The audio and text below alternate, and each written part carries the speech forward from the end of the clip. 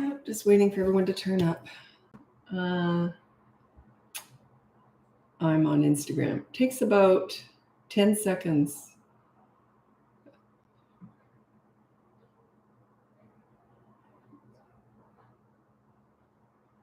Okay.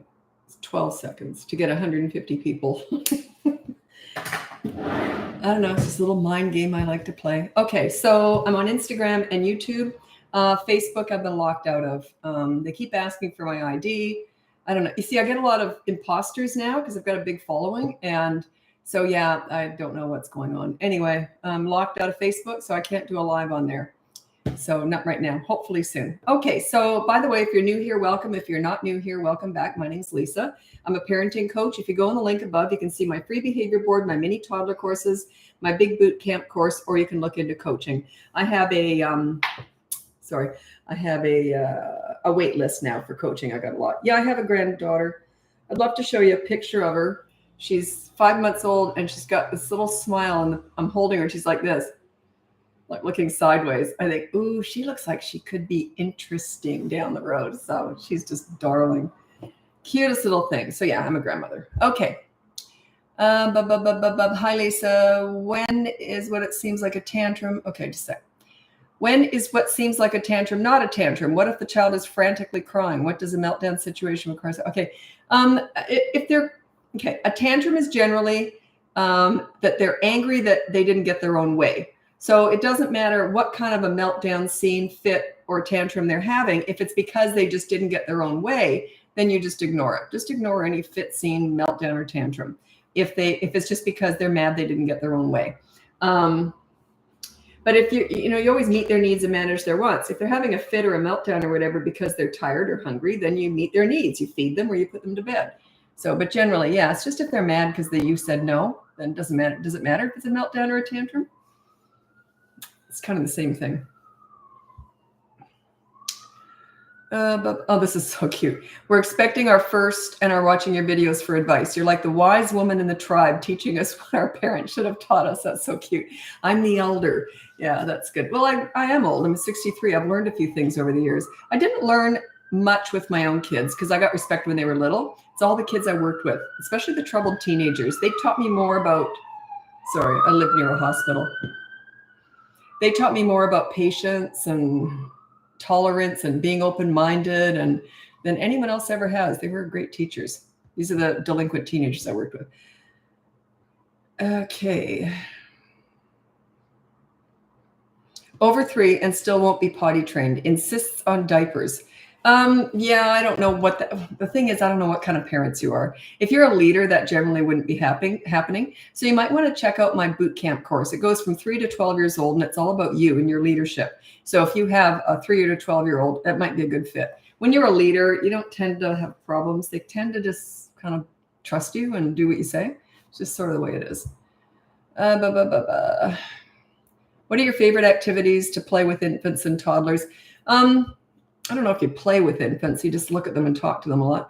But whatever they're doing, I tend to do with them. Like if they're like a toddler, if they're just sitting there banging a drum or something or banging something on the floor, I'll probably just join in and start doing that.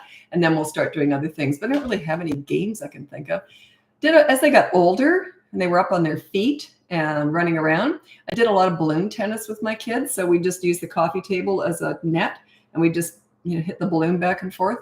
Don't remember. It's when I'm coaching, stuff comes out. I just can't on the spot right now. I just can't think of a lot.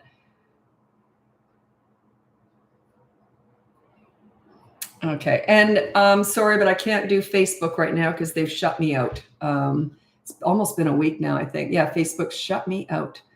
I think because I've got a pretty big following now and there've been imposters. So I think maybe I don't know what's going on. They asked for my driver's license, so we'll see if that works.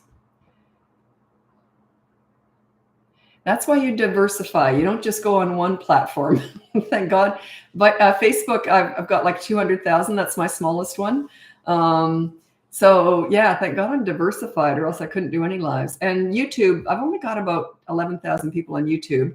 That's a search engine. It's quite different. But my social media, Yeah, I've got 3 of those and I need them all because if one shuts me down, at least I got a couple others.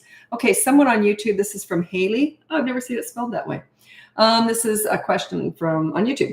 Do you have an opinion on wanting kids 4 and 2 to finish their plates of food? Is that a good or bad expectation to have? I try to be reasonable. Yeah, I don't tend to do that. I don't tend to push food. If I think okay, we didn't have any junk food in the house, so I know that if my kids didn't finish their dinner, they didn't do it because they're saving up for dessert. So yeah, I never made them finish their plate. But I did make them eat some vegetables. And, I just said, that's the rule. You don't get up till you've eaten vegetables and that. But yeah, finishing their plate, not so much. I didn't do that, because they're they eat more one day than the next. Their appetite comes and goes. They're very much like teenagers that way. Teenagers will eat you out of house and home 1 month while they're in a growth spurt. And then they won't eat a lot the next month, potentially. So toddlers are kind of the same. They tend to grow at amazing rates, both teens and toddlers, babies and toddlers and teens. Huge growth rate.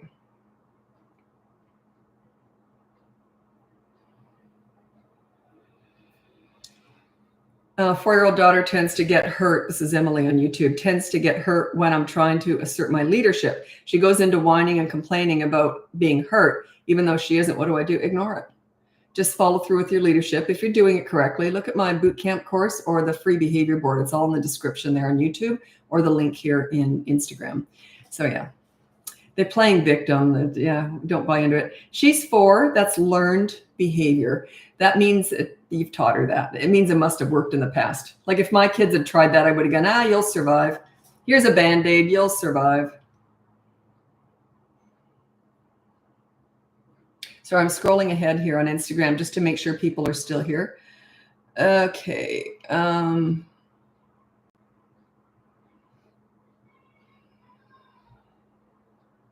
Any tips for a 3-year-old that screams when I brush her hair, even when I'm very gentle? Well, I don't know, like specifically. I maybe would do it in front of a show that she likes and say, as long as I'm brushing your hair, we just got to get this done. I don't know if you are doing it too rough or not. That's why I don't really want to be too hard on her here. So yeah, I don't know what to say there, because what if she does have a really sensitive scalp? But try and just have a show. It's a hair brushing show. She only sees that show while you're brushing her hair, and it goes off if she complains. But make sure you are being really gentle. You brush from the ends first and work your way up. I always wet my daughter's hair, and I put some hair conditioner in the spray bottle with water, and I sprayed it all down, and then I started at the bottom. Okay. Do you have a book? No, I haven't written a book. The only way I'd like to one day, but I'm so busy coaching right now, and I've got a big wait list for coaching too. So I think I'd have to cut back on coaching to write a book, but maybe one day. And I've never read a book. So don't ask me for recommendations because I've never read a book on kids or parenting. Everything I've learned is kids taught me this. So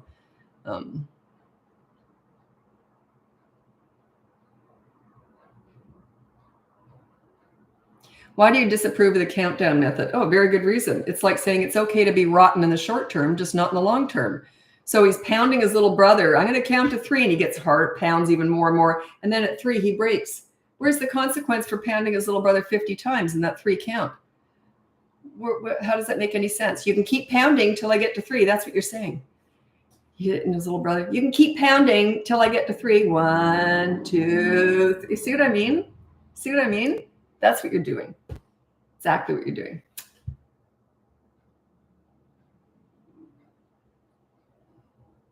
That's my absolute least favorite of the popular discipline methods.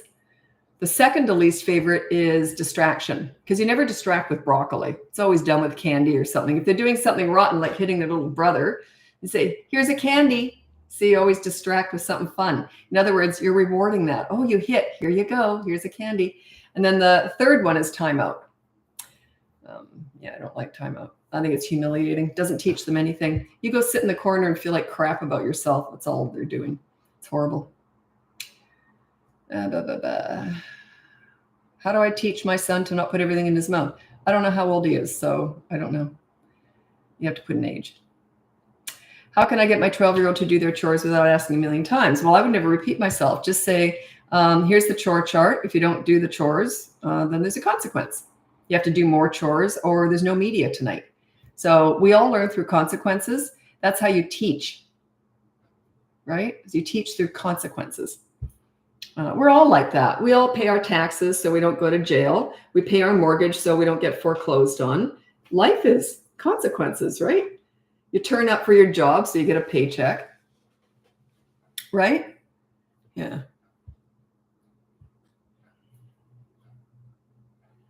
Okay. My 3-year-old, this comes up a lot late. It's funny how things go in waves. This has been a common question lately, but I haven't heard it probably in years, and now it's coming up all the time. Okay.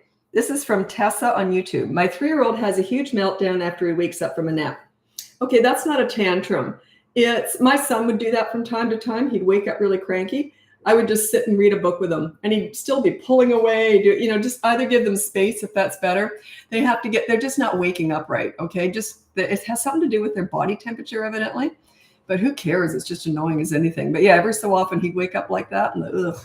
Anyway, yeah, just give them space. Or if they want to sort of cuddle in and read a book with you, that's fine. But there's no ignoring that like a tantrum, because it's not a real tantrum. It's just them coming out of this coma, right? How can I get my 4-year-old to listen, not ignore simple requests? You got to set yourself up as a leader. When you're a leader, they listen to leaders. It just means you're not a leader. They don't respect you. That's all it means. You got to earn that respect. You can't just, hey, you listen to me.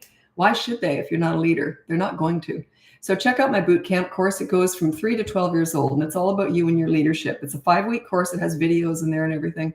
Actually, it was a lot of fun this year. That course might be a year old now, maybe not quite.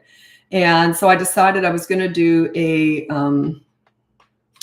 group coaching session week per week with anyone who wanted to join who was in the course already. So we did that, and I did group coaching with them throughout the course. It was a lot of fun, and we put all those, it was just a one-off thing I did. We put all those in the course so you can see other parents going through the course and what they went through. Some of them were succeeding, some of them were failing, and they're all different, failing at this, succeeding at that. It's up and down, but the end result is that you at least know where you're going. You have a plan, you have a system, you know how to get respect, okay? And then you just got to keep doing it until it works. You'll just feel a shift when you get it. It'll just be, you'll just feel it. And it's really good for reference material down the road. That course, I always say that none of my courses expire unless I do, I guess. But yeah, you can just keep looking back at them. But that one's a really good one for reference material. Because if you've got a 4-year-old right now and you go through the boot camp course, that goes up to 12 years old. There's stuff in there for, up to 12 years old. So you can keep looking at it throughout the years. I'm a single mom of 2 boys, 6 and 9. Any tips? No, you got to ask me questions. I got a million tips, but yeah. Okay. Good question here. You've said before that if they don't see you as a leader by 3, a switch goes on. That's the fork in the road.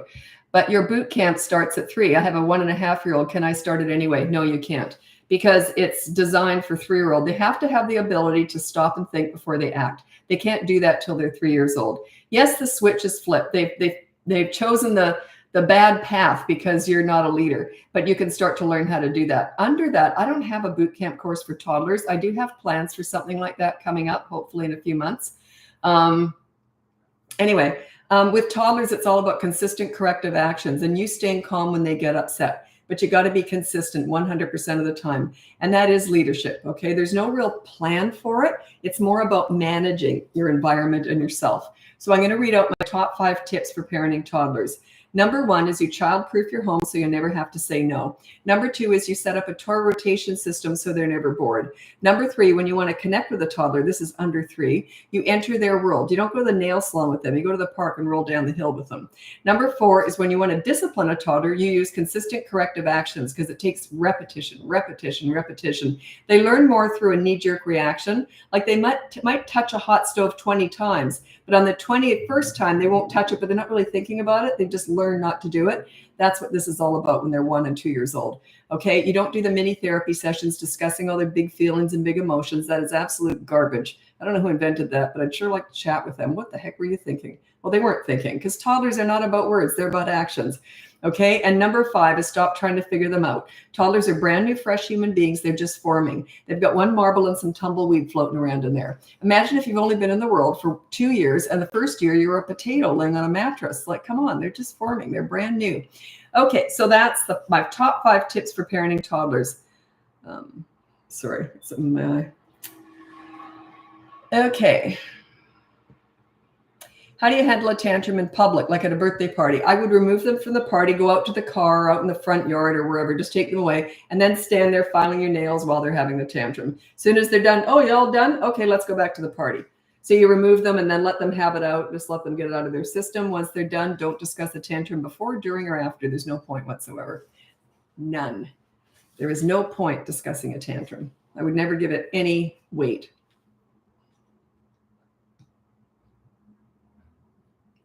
Can I expect my 5-year-old to listen the first time I ask? How much can a 5-year-old understand? Well, 3-year-old, if you're a leader, 3-year-olds will usually be very good to do what you ask them to do. So yeah, set yourself up as a leader and they will listen. You got to earn that. Remember, we're never fixing kids here. We're fixing and teaching parents. You parent like a leader and they will listen to you. They don't listen to non-leaders. They just have no respect for you. That's what you got to earn that. You got to work for it. It's not going to be handed to you on a silver platter. You got to earn it.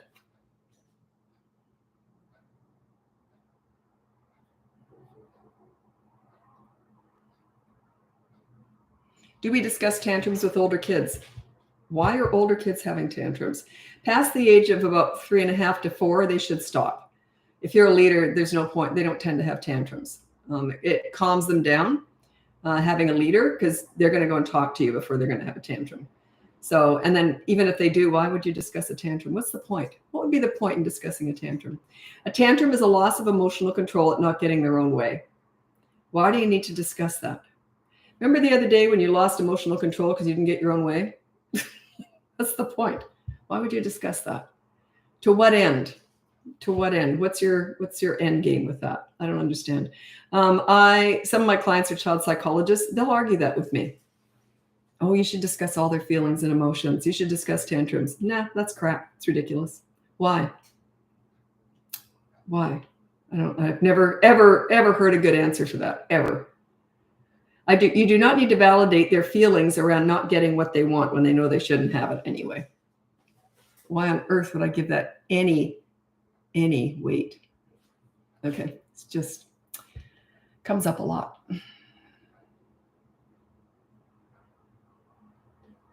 Three-year-old won't go to bed without mom or dad lying with her. Okay, check out my bedtime battles. So I'm just going to look it up. One of my courses, it's in the link above, and it's called Bedtime Battles, and it's 2 to 8 years old, and it's in 2 parts. It's how to get them to bed and then how to keep them there. That's the hard part. It's rough. It's usually 1 night of hell. Sometimes 2, not so easy. 3, maybe a little bit easier. But yeah, it's awful. But it's one of my one of the things that comes up in coaching that I love because it works. It's hard to do, but it's fast. The results are quick. So yeah, check out Bedtime Battles course. It's in one of my mini courses. It's in the link above or in the description.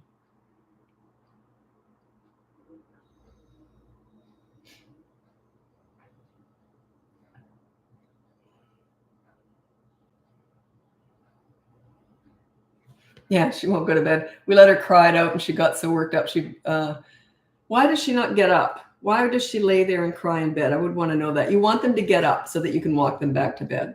Does she not have the ability to get up and wander out? You want them to get up and wander out. Yeah, lots of kids throw up when they're mad.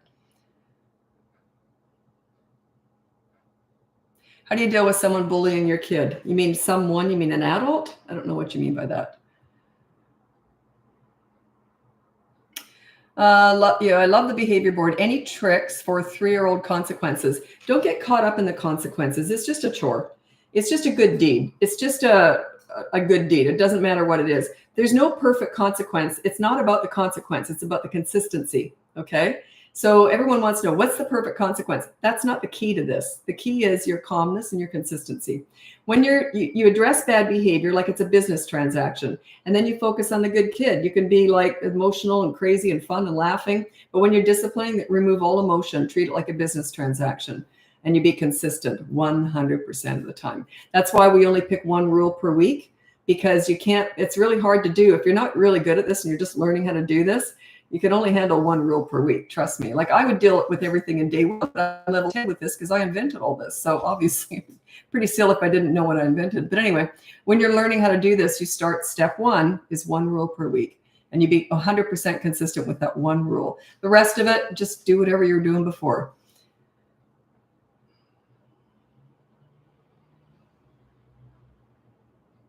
Now you got a 6-year-old hitting and kicking when they're having a tantrum.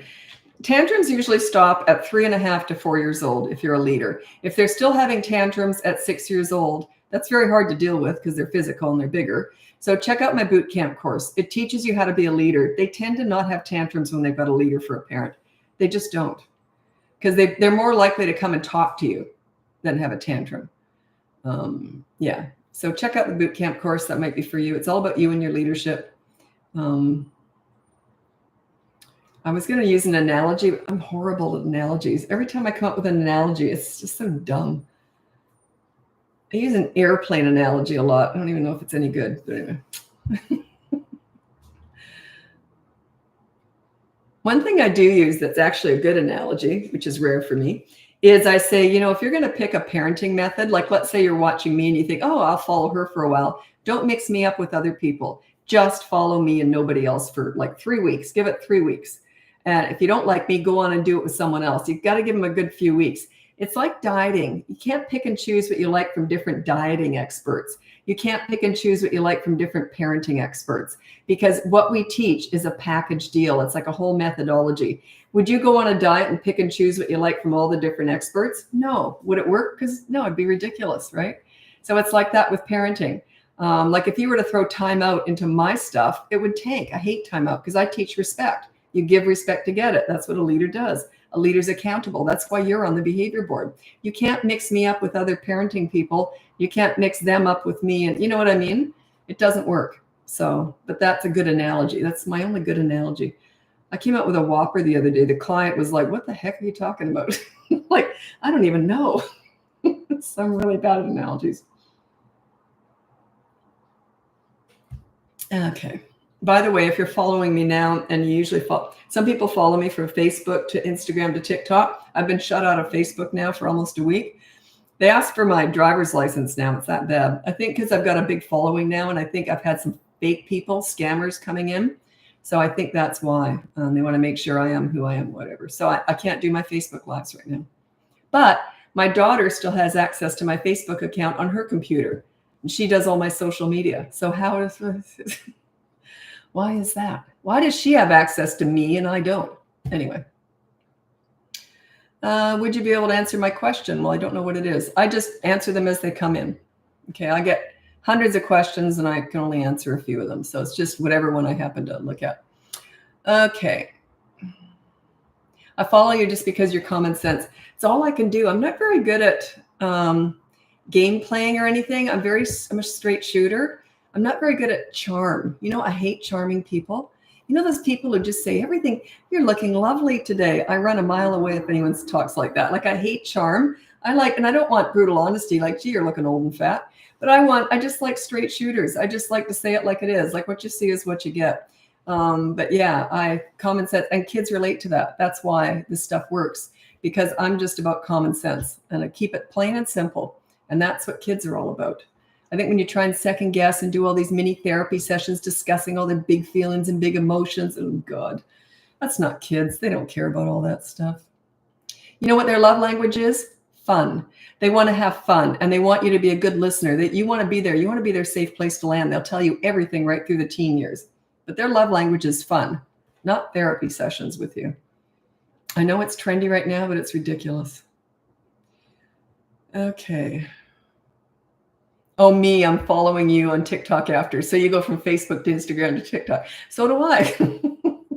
Except tonight. Yeah. I'll get back on Facebook eventually. It's just a glitch. My daughter's been trying to help me out. We're trying to figure this out, but whatever. Okay.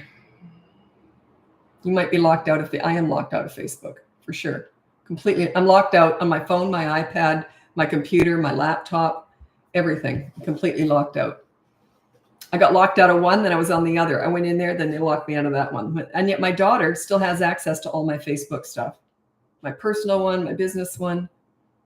So thank God, she can still post because she does all my videos. I don't know. If anyone knows what to do. I mean, we're trying. They asked for my driver's license, so I've sent them that twice now. Whatever.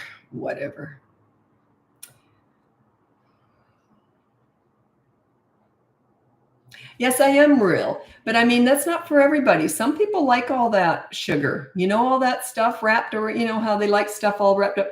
I've known people who love all that stuff. And then that they're going to hate me. And then the people who don't like that are going to like me. We're all different. I'm not, and I am very real and down to earth, but that's not for everybody. Like I get that. It's about, you either connect with some people or you don't. And that's it. But yeah, I don't like any BS at all.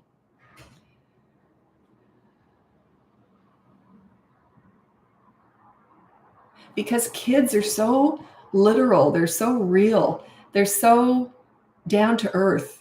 Kids aren't phony. We're not born phony. That's what I love about kids. I like that they're so brutally honest. But then as they get older, they learn not to just go up to someone and say, "Are you fat or are you pregnant?" Like they learn that kind of manners. But that's what I love about kids is you know what you're getting. They're honest. And that's, whenever I'm working with parents with teenagers and their teenagers are rotten, and I say, well, at least they say what they're thinking. So, okay. Oh, Emily said on YouTube, can you put listen to mom as a rule for the behavior board? Or does that have to be, it has to be an action. You haven't looked at the behavior board, obviously, because that's an attitude thing. What you're actually doing is you're demanding respect. It doesn't work that way. You got to command it. You got to earn it. So you don't just say, listen to mom. That's ridiculous. Yeah, doesn't work at all. How on earth would you make that work? Yeah. It's got to be an action, like make your bed every morning before a certain time, or put your dishes in the dishwasher, or no hitting. You can put that, but you can't put listen to mom. That's like, you respect me. Even though I haven't earned it, you respect me. That's what you're saying. Yeah. That won't work. How to get both parents as leaders? There's usually one. One's always stronger than the other. It's just the way it is. There's usually a leader and a pleaser. The pleaser has to defer to the leader. You can both be leaders, but there's always a stronger one. And the leader is sort of the prized role. You're the one that they're going to go to with all the teenage stuff. You're the one they're going to turn to and tell everything to, the leader. You can both be leaders, but there's usually going to be a stronger one. It's just the way it is. And there's nothing wrong with having a pleaser in the house, as long as there's a leader to defer to. So like my mom was the leader, my dad was the pleaser. Like if I'd said something to my dad and he knew mom wouldn't like it, he would have said, let's check with mom. And I would have gone, oh, never mind. So same in our household. Let's check with mom. Oh, never mind then. So yeah, it works so long as you're on the same parenting page. It works. It's beautiful. Works beautifully.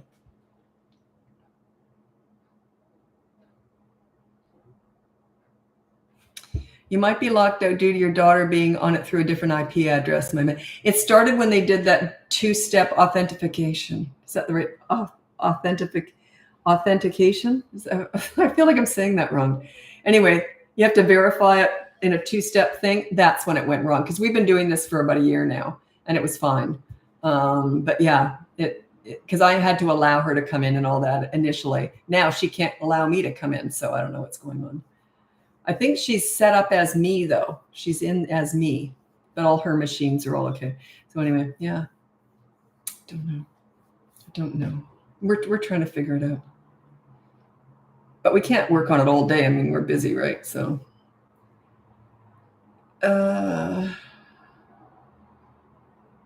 You can't put no yelling for kids. No, that's in the attitude department. You can just put no bad words or no hitting. Like there's no name calling or bad words. Yeah, but you can't put no yelling. Kids they can't control themselves. But your rule, if you yell, you have to put no yelling for you. Yeah. I have raised two girls, 21 and 27. They turned out amazing, but I was the strict fun one. I guess you'd call me that too, the leader. I was a lot of fun, but I was still very much the leader. So yeah, you can be both. When you get this leadership cemented in, then you can just relax and have fun. That's all. I remember school moms used to say, all we ever see when you're driving in your RAV4 past the school is you and your kids are all like this. That cartoon where the head separates and they're laughing? They said, and so many parents asked me, they said, are you always just having fun with your kids? Yeah.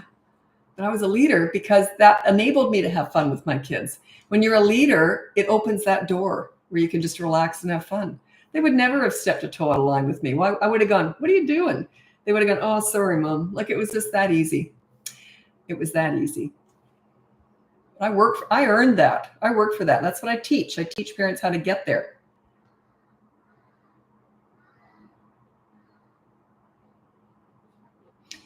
Okay, this is a good question. I don't have a great answer.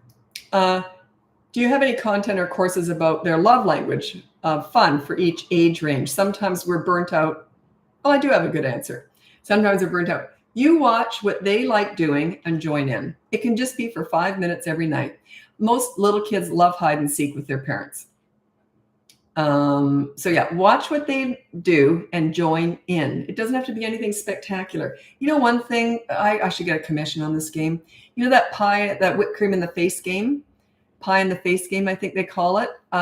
Kids love that. Little kids love that stuff. Just silly, where you're just making a fool out of yourself. You're getting all messy. It doesn't have to be for a long period of time. If you don't even have time for something, 15 minutes every day with your kids, then it's hard. You gotta play as their love language. Fun is their love language. With teenagers, I would say humor that's what I used anyway. I used humor with kids, and they like that. I do too, though. You make me laugh, I'll follow you anywhere. That's my weakness. I love humor.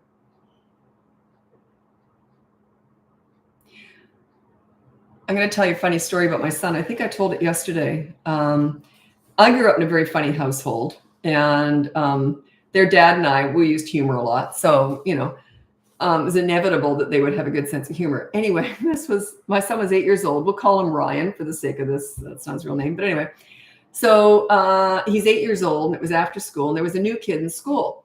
And my son said, it's really weird. He said, his name is spelled John, but he pronounces it Jean. He was from South Africa.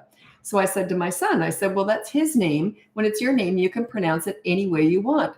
So my son says, quick as anything, he says, okay, my name is Ryan, but it's pronounced Braveheart. I thought that was really clever. So yeah, I just had a blast raising kids. God, he used to come out with some dillies.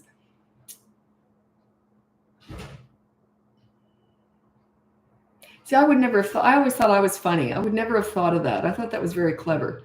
But yeah, he's very funny, very witty.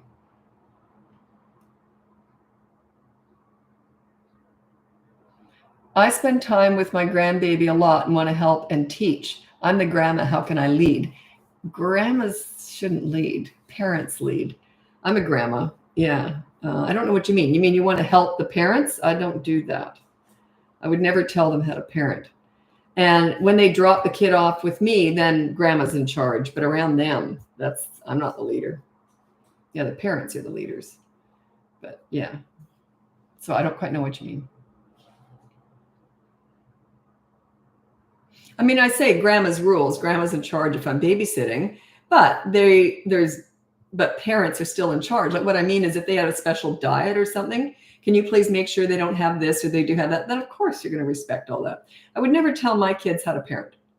I think that's kind of rude. It's kind of insulting. Like I just wouldn't do it. And I just want to say, and I've already told her this many times, my daughter-in-law, I've only got one grandchild and she's 5 months old. And I was out there a couple of days ago with seeing my granddaughter and my daughter-in-law. Anyway, she's such a good mom. She's one of those, she's relaxed, she's loving it. She's just and this was really cute. She said, there was a time I never would have gone out of the house without makeup on. She goes, now look at me, no makeup, sweatpants. And I said, welcome to motherhood. I remember one time I went out to meet friends to a restaurant. And my friend said, is that baby poop on your forehead? Yeah, I had baby poop on my forehead. So welcome to motherhood.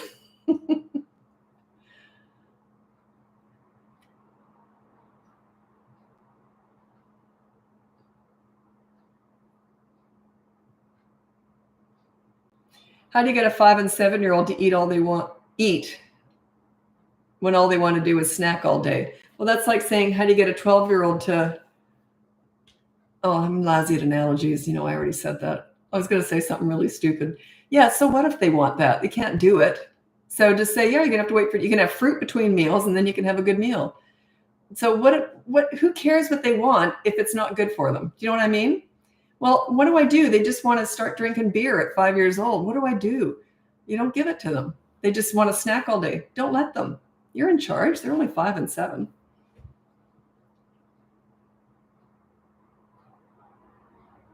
Do you have a favorite age when your kids were little? My favorite age, when they were little, Well, teenagers are my favorite age. I would say I probably liked 3 because all the work I'd put in up till then started really paying off. That's the fork in the road. If you've been a good leader when they're toddlers, they're still crazy, but it kicks in at 3 and they get super easy. So I would say 3, they're starting to talk more. Yeah, you don't have to watch them as much. They're not running out in traffic. You know what I mean? They just get easier at 3. But teenagers are my favorite age. The only problem with teenagers is it's ending soon. Yeah, I love mothering. So I thought, oh God, teenagers. Oh, well, my son's 34, my daughter's 29 now. So, but I miss it. I miss parenting. I loved it.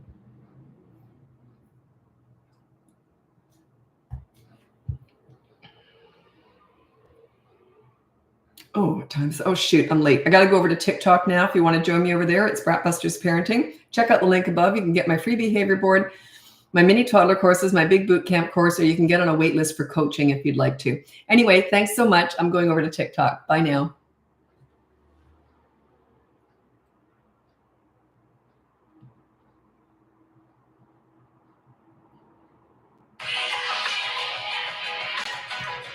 Sometimes I just look at you. I don't know why TikTok starts with ads now. Didn't used to. Can you put don't say no on the behavior board? No, that's in the attitude department. You can't put attitude on there. It's too big of an ask. You got to earn that. Like their attitude is a result of your parenting. You got to be a leader and then their attitude gets better. You see, your children's behavior between the ages of 3 and 12 years old is a direct result of your parenting. If they're acting out, that's on you. It's not on them. It's on you. So work on your leadership skills. That's my boot camp course. It teaches you that in 5 weeks. Anyway, I'm on TikTok now. I'm just waiting. Oh, sugar. Am I on the wrong one again? Is this the parenting one or am I on the wrong one? Oh, thank God I'm on the right one. Okay. Yesterday I turned up and I was on my personal TikTok and they're like, what the heck? I just talk about old lady fitness. So what are you doing talking about parenting?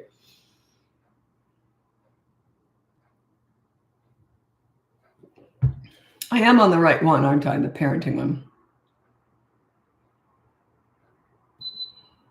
Because I've only got 9 people on or 16 people on here now. So it's slow. Could I be on the private one? Is this the parenting one that I'm on?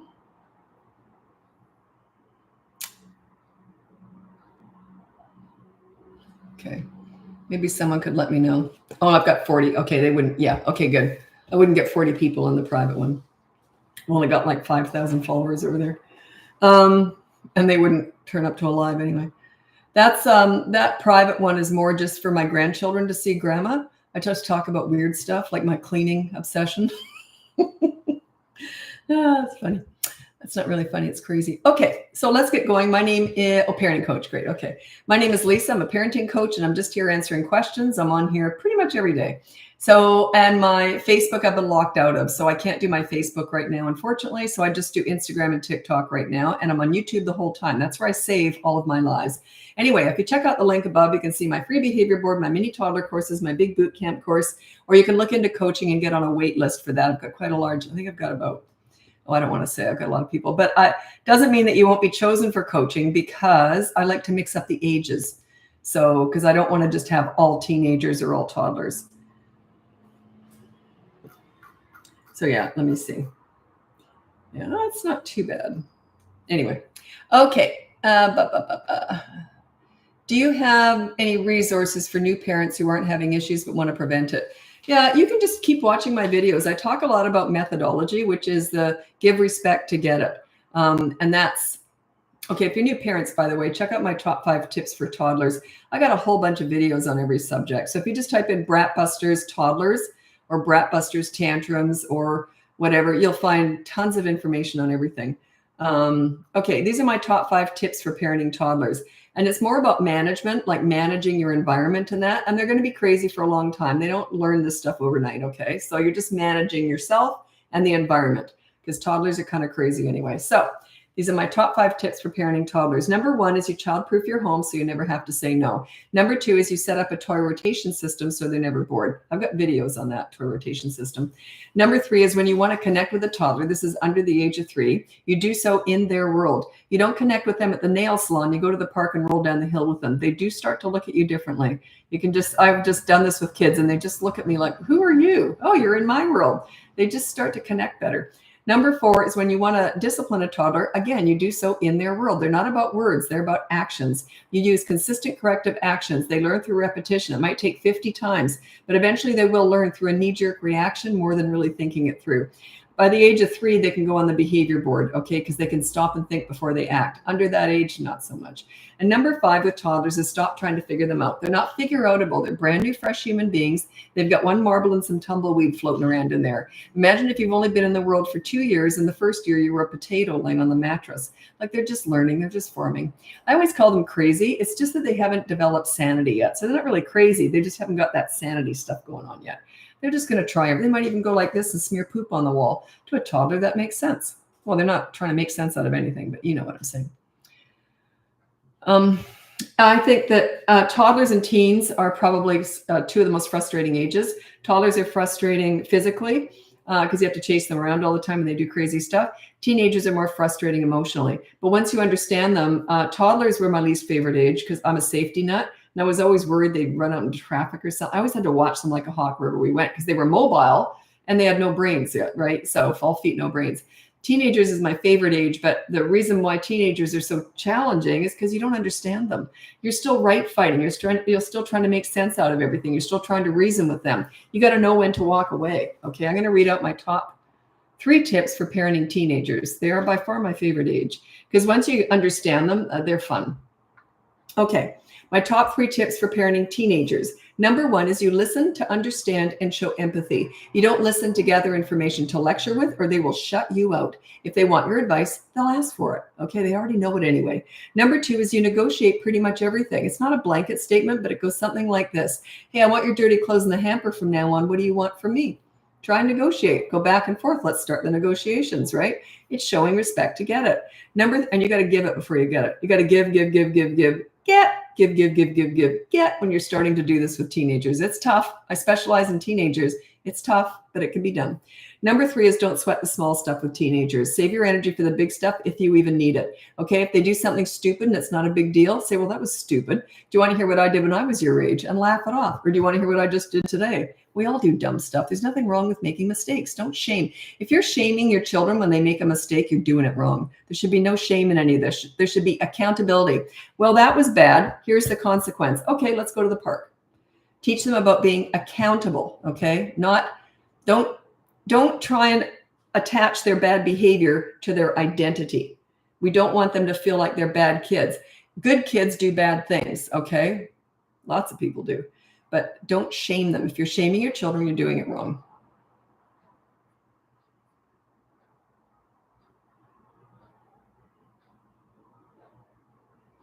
Two-year-old keeps hitting the 6-month-old brother. I say no. She's not going to listen to you. Okay. So just protect the 6-month-old. Keep them separate for as much as possible. And then you just say no, but then you forcibly move her away from the baby and keep doing that. Or attach the baby to you and carry the baby around if you have to. But you're just going to have to protect the baby. You can't expect a 2-year-old to babysit a 6-month-old and do it effectively. They're not going to. They're going to try and hurt them if they're that way inclined. There are 4 things we're born to do or we're never going to do. One of them is hitting. One of them is tantrums. One is running and one is climbing. Okay, they're either born, they're going to do those things or not at all. They're going to do one or all 4. Some people, one of my clients said, my kid does 7. 1, 2, I don't even know what those are, but yeah, those are 4 traits that it's in your DNA. You're either born to do them or you're not. Obviously, your 2-year-old is born to hit. And you just have to protect the baby from that. Don't expect them to be responsible enough not to hit a baby if they're so inclined. Does that make sense? It's your responsibility to protect that baby, not their responsibility.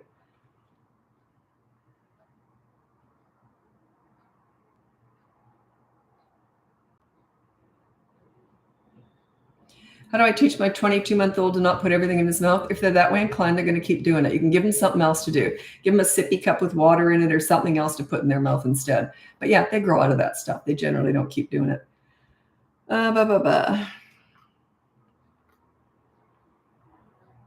So, and then Tessa said, so if he says no to me, I just let him do what he wants. I would never say that. No, it's not what I said. I said I ignore the no and I just follow through with the consequence though. So yeah, check out, is this a toddler? Can you put don't say no on the, oh, he's 3 years old. Put it on the, yeah. Check out the behavior board. It teaches you what to do instead of what you're talking about. Yeah. I don't care if they say no to me. Fine. 24-hour media blackout if you're not going to do what you're supposed to be doing. There's a consequence. Always ignore tantrums? Yep. Yeah. There's a way of doing it, though. It's a very specific method. Check out my course, Tantrum Busting, I think it's called. I never look at my courses. Yeah, Tantrum Busting. 1 to 3 year olds. And yeah, you just ignore them. Should I? Oh, I don't feel like telling that story. Ugh. Which one will I tell? Okay, I'll tell the mall story. This was my son's. It's a quicker story. Just I've told these stories so many thousands of times. I literally can't hear myself saying it anymore. So I have to take a break between these stories. Anyway, my pool story is it's my best story for explaining leadership parenting. It's the very first video that I've pinned here on TikTok. I don't know where it is on YouTube, sorry, but it's called Example of Leadership Parenting, and it's the pool story. I don't know if it's I don't do my social media, so I don't know. Anyway, okay, but that's just my leadership explanation. But this is how you ignore a tantrum, and I'll tell you what I did with my son. He was 3 years old, and it was the second to last tantrum. We went into a mall, and we were just leaving. I hadn't said no to anything, or I don't even know why he had a tantrum. So anyway, he throws them, and he had them. He didn't have a lot of them, but he had them. But he was kind of growing out of them because he knew mom wasn't going to put up with them. So anyway, he had a tantrum. So I pulled him off to the side, and I pulled out my nail file, and I'm just standing there like this. So people kept coming up to me, I guess because I looked so funny filing my nails, waiting for this kid to finish. So, and it was a very loud, busy mall, so I wasn't disturbing anyone, but people were kind of laughing and coming up to me. And these young moms kept coming up to me saying, oh, you should give him a hug, talk about his feelings. I'm like, oh, God, keep going, keep going. They don't know what they're talking about. Anyway, so fair enough. They think that's right, but it's wrong. But anyway, but these older moms, the moms with older kids and grandparents kept coming up to me saying, good on you. You know what you're doing. I'm like, yeah, I know what I'm doing. Anyway, I'm filing my nails. As soon as he's finished, I said, oh, are you all done? Okay, let's go. And that was it. He only had one more tantrum after that. I was ignoring the tantrum, but I'm waiting for it. It looked like you're waiting for a bus. It's important that they know that you know they're having a tantrum and you're just waiting for it to finish. Any attention is tantrum food. If I'd looked at him or talked to him, I'd be fertilizing it. It'd be growing and growing and growing. He learned that that's never going to get him anything. Nothing. So it didn't even go on that long. He gets up and I said, so you all done? Okay, let's go. And off we went. Didn't discuss it. You never discuss a tantrum before, during, or after. There was no point whatsoever. None. What's your opinion on the ODD diagnosis? You just want to get me riled up. There is no such thing as ODD. Doctors said they just invented that to make moms feel less guilty. So in other words, make them less responsible for their children's behavior. That's what that's saying to me. ODD is oppositional defiant disorder, and it's just an acronym that's just made up to make moms feel better. But what it's doing, it's absolving them of any responsibility to fix their kids' behavior. So I really hate the fact that they invented that. It's not a medical diagnosis. It's what doctors have told me anyway. So I'm trusting them. It didn't come from me. It came from doctors, but I kind of already believe that anyway. There's no such thing as ODD. Just means they're feisty and you got to work for it. You got to be a leader. People are very quick to blame their kids.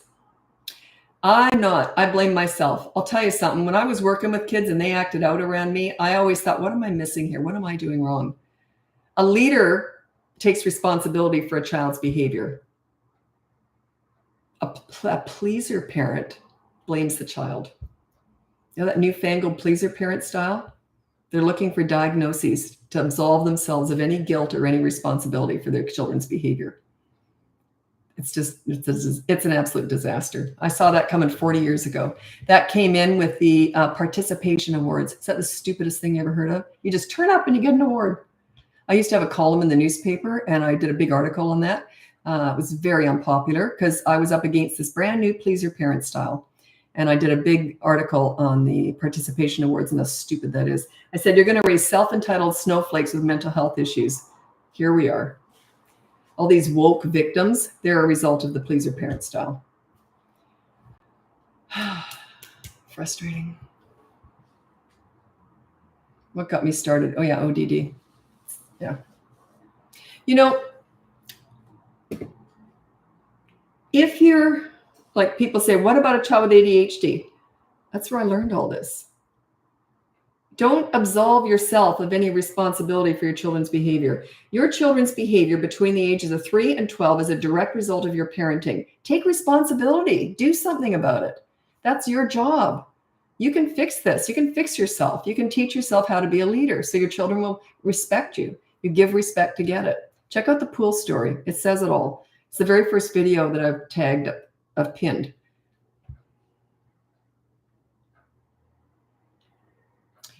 Any book recommendations? Well, I've never written one, and I'm self-taught, so I've never read a book on kids or parenting. I'm sure if I did, I'd be rolling my eyes the whole time because my methods are quite different from other people, I'm assuming. But yeah, I'm just self-taught. Kids taught me this, so I've never read a book on kids or anything.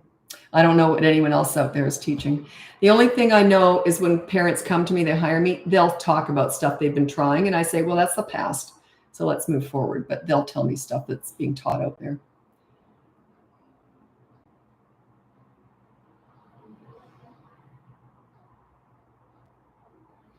What makes a good leader? How do I know if I am one? You'll know if you are one, by the way. What makes a good leader? Check out the pool story. It's the example of leadership parenting, and it's on TikTok and Instagram and Facebook.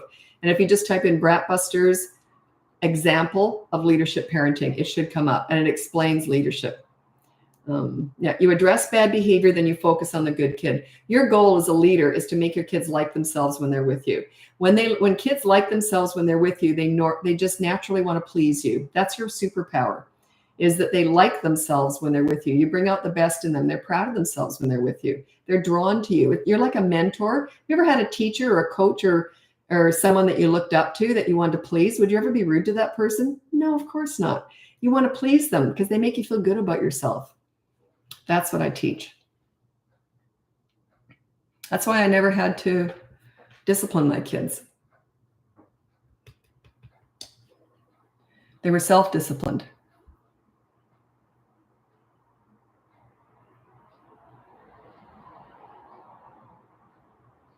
Can you help with raising grandchildren? I only teach parenting or whoever has full custody. Full custodying. So, yeah. So if you have custody and you're in the parent role, then yeah, I teach that. But I never teach grandparenting because the parents are in charge. If I taught the grandparents this and the parents didn't like it, because I would never override my kids' parenting. You know what I mean? Like, yeah.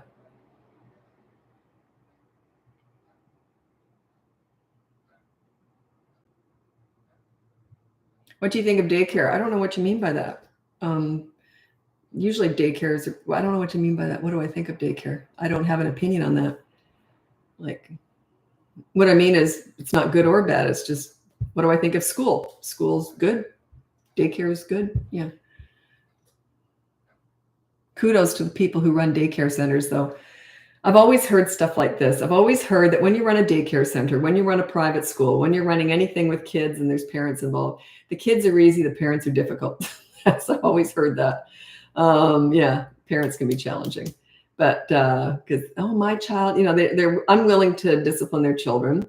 Daycare is different because they're just little, but as they get older in school, a lot of parents just absolve themselves of any responsibility and they expect the schools to do all the parenting. So daycares are crazy. The thing about daycare is my kids didn't go in daycare. I was a stay-at-home mom, but they did go to the gym daycare every morning. So they were there you're supposed to drop them off for an hour during the aerobics class, but all of us moms, we seem to be really fit, but we were very slow at walking back to daycare. So the daycare ladies would often say, that was a 2-hour class today. Because we'd yabber all the way back to the daycare. But I only did that, but it teaches them social skills. And it teaches them how to share, not because they want to share, but they don't have a choice. There's always some older kid there who's going to teach them to share. So yeah, it teaches them social skills. So I think it's great,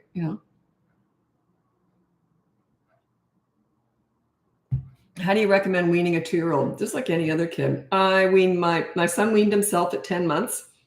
Believe me, he was thrilled to get off there because he liked to look around when he was eating, and you can't do that with a boob in your mouth. He tried, believe me, that's why he weaned himself. First time I gave him a bottle, he looked so happy. He had his feet and his hands wrapped around it, and he was looking at everything. So yeah, he weaned himself at 10 months. My daughter, she was 14 months. She was one of those. She would have just been on the boob all day long. And I knew she wasn't eating. And if I looked down at her, she'd go, like, I am eating, I am, So she just wanted to be, she just loved the cuddling, right? So she was 14 months old. And I said, that's it. Once she's up on her feet and running around, I was going to wean her. So at 14 months old, so we went on a holiday. And I said to my husband, I said, I'm not going to sit down. I'm not going to provide a lap. So I'm not going to sit down. Anytime I sit down and she comes toward me, I'm going to get up. And also I dressed differently. So she couldn't get into it. I wore a different bra and everything. So she couldn't get into it. So yeah, that's all. I just said no more. And I got her little sippy cups. So I said no more. And here you go. So every time she'd come for me, I'd give her a sippy cup. And she learned. She never cried or anything. She just learned. But yeah, so I dressed differently. I didn't provide a lap. And she had her dad there. But yeah, and then I got her something else to do. I got her the different sippy cups. Might be hard, Haha, the pretending. What pretending? Was someone pretending, or was I pretending? Oh, pretending like you're waiting for a bus? Is that it? Anyway.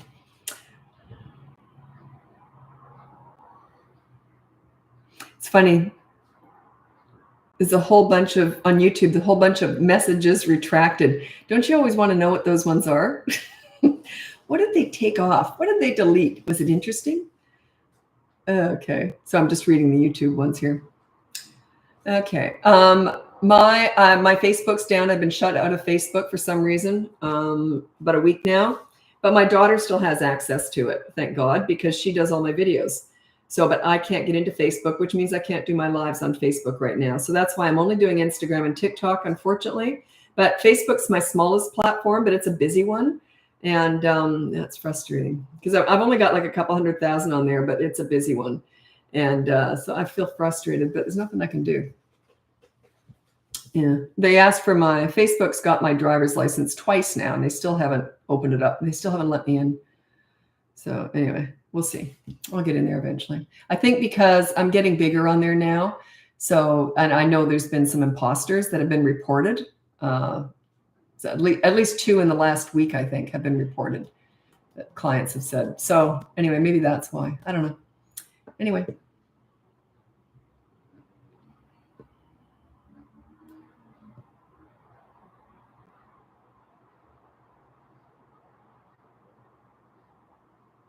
So I'm just reading YouTube comments. What's your opinion on sleep training? I never quite know what that is because it sort of changes every few years. Sleep training to me is let a baby cry it out so they learn how to sleep on their own. Is that what you mean? Yeah, I did that. I went in every 5 minutes and patted them on the back, and they were babies, like maybe 10 months old when I did this. And I went in there because I knew they were just getting up to feed, and it was just a lackluster feed anyway. They weren't really hungry. So I thought, that's it. They're going to sleep through the night. So I went in there, patted them on the back, and then I'd go and sit. I'd shut their door, and I'd sit while they were crying, and I'd sit outside their door with a pillow on my face sobbing. It was way harder on me than it was on them. But it only took one night, and then they slept through the night. So do I like doing it? No. Could I think of another way to do it? No. By the way, this is not studied or like I have no qualifications medically or anything, but I really believe this to be true though. When a baby cries, that's their way of communicating. It's not emotionally upsetting to them, right? Because that's how they communicate. A baby, that's all they have.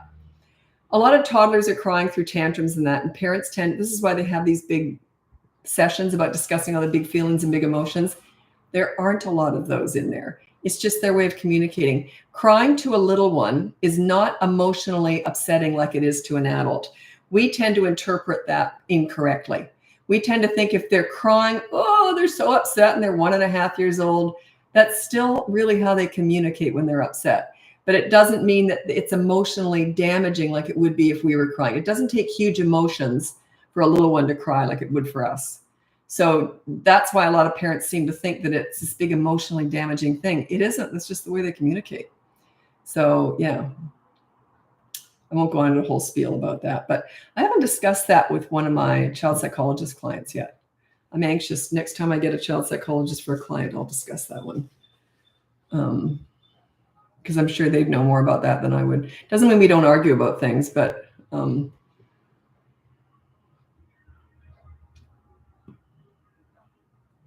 oops, I gotta go.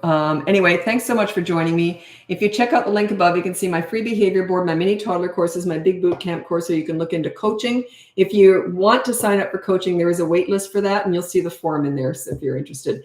Anyway, thanks so much for joining me. I'll be back again whenever, probably tomorrow sometime. It's not a scheduled one. And also, I can't get into Facebook. I've been locked out. I think it's because of the scammers who were trying to pretend they're me, and they've been reported. So maybe they think I'm a scammer too. I don't know. But my daughter still has access to my Facebook, so she can still post all the videos. She does all that. Anyway, thanks so much for joining me. I'll be back again soon. Happy parenting. Bye now.